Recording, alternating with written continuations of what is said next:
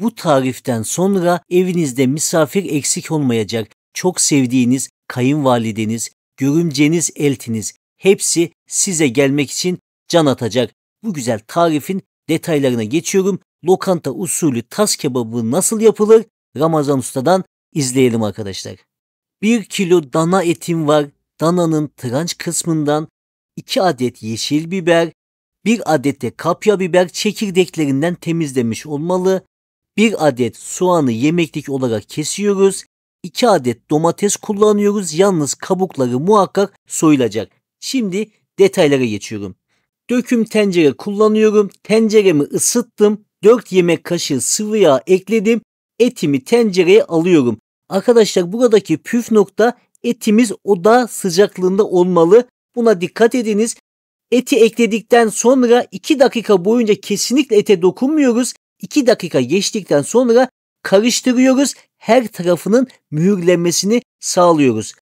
Daha sonra 5 dakika boyunca kesinlikle ete dokunmadan etin sulanmasını bekliyoruz. Evet, etimiz sulandı. Şimdi yapacağınız şey 2 adet defne yaprağı eklerseniz inanılmaz lezzetli oluyor. Bu püf noktayı da verdikten sonra tenceremin kapağını kapatıyorum. Ocağın en kısık ayarında suyunu çekene kadar pişmesini bekliyorum. Tarifimizin patatesle olan kısmını anlatıyorum. 3 adet patatesin kabuklarını soydum. Küp küp kestim. Borcama alıp üzerine 1 yemek kaşığı sıvı yağ, 1 tatlı kaşığı tuz, 1 tatlı kaşığı da karabiber ekliyoruz. Karıştırıyoruz ve fırın tepsisine ekliyoruz arkadaşlar. Tüm detayları, tüm püf noktaları bu kanalda bulacaksınız. Pişirme kağıdını serdiğim tepsimin üzerine patateslerimi ekledim. 200 derece sıcaklıkta yaklaşık 30 dakika boyunca pişmesi için fırına gönderdim.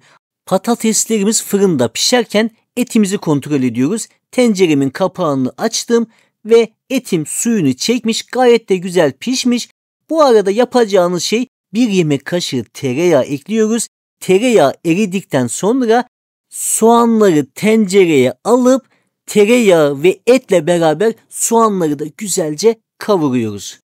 Yaklaşık 5 dakika kavurduktan sonra kapya biberi tencereme alıyorum. 2 dakika da bu şekilde kavurmaya devam ediyorum. 2 dakika geçti. Yeşil biberlerimi ekledim. Bakın sıralama bu şekilde. Buna dikkat edin. Verdiğim ölçüye, verdiğim zamana da dikkat edin arkadaşlar. Kabuklarını soyduğum domatesi alıyorum. 5 dakika da bu şekilde kavuruyorum. Artık tencere kısmım hazır. Şimdi tas kebabının sosunu hazırlayalım. Sosu için 1 yemek kaşığı tereyağı aldım. Tereyağın erimesini bekliyorum. 1 yemek kaşığı da un. Arkadaşlar ocağın ateşi en kısık ayarda olmalı. Yaklaşık 30 saniyede bu şekilde kavurduktan sonra 1 yemek kaşığı domates salçasını ekledim. Salçayı 20 saniye boyunca kavuruyoruz. 1 su bardağı sıcak kaynar suyu tenceremize alıyoruz ve bir çırpıcı yardımıyla çırpıyoruz, karıştırıyoruz. Eğer bunu yapmazsak inanın un ve salça tencerede yanar arkadaşlar. 2. su bardağı suyumu da ekliyorum. Her su ekleme arası 5'er dakika arkadaşlar. 5 dakika tekrardan çırpıyorum, kaynatıyorum. 3. su bardağımı da ekliyorum. Sosumuz da bu şekilde hazır arkadaşlar.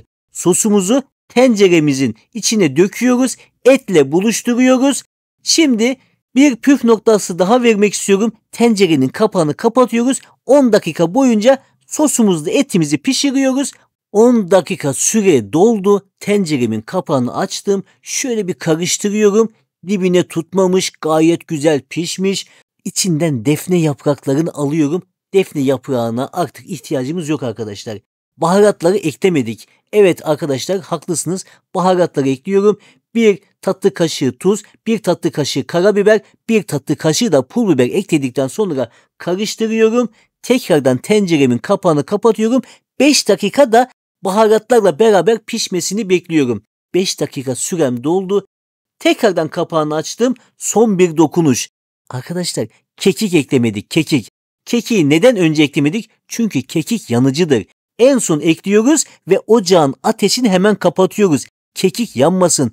Bu püf nokta da Ramazan Usta'dan sizlere gelsin diyorum. Değerli dostlarım, fırında patatesimiz vardı.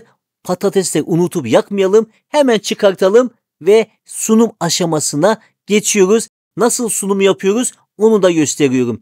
Patates yemekte iki şekilde olur. Ya patatesi tencereye boşaltırsınız ya da tabağın kenarına patatesleri ekleyebilirsiniz. Ben tabağın kenarına eklemeyi tercih ettim. Tabağımı şöyle bolca tas kebabıyla doldurup patatesleri yanında sunuyorum ve arkadaşlar inanıyorum bu şekilde görseli daha güzel oluyor.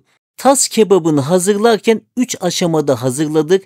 Etin sebzelere pişirilmesi, sosunun hazırlanması ve patateslerinin hazırlanması. Tüm detayları, tüm püf noktaları vermeye çalıştım. Yine de aklınıza takılan bir yer olursa yorum bölümünden bana ulaşabilirsiniz. Bir tarifimizin daha sonuna geldik. Ramazan Usta bugün sizlere lokanta usulü tas kebabı nasıl yapılır tüm detaylarını, tüm püf noktalarını verdi. Videomuzu beğendiyseniz beğenmeyi, yorum yapmayı, kanalımıza hala abone değilseniz abone olmayı unutmayınız. Afiyette ve takipte kalın. Ramazan Ustam kanalında kalın. Hoşça kalın.